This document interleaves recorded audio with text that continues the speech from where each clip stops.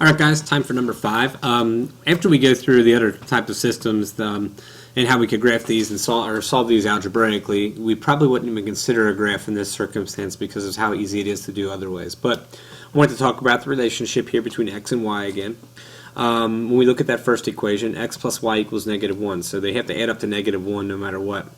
0 is the easiest thing to replace or substitute in any equation. So if we make x equals 0, then y would have to equal -1, and that's an easy point to go ahead and plot. If we make x equals 0, then y has to equal -1.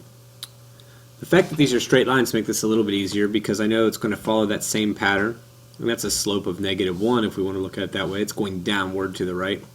So when we go ahead and make that graph, we will have a pretty good idea of what's going on with x plus y equals -1.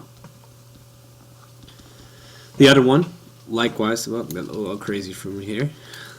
Likewise, with the other one, we are going to figure out, well, what if y was 0, then x would just equal 3. So when y is 0, x is 3, that's all the way over here.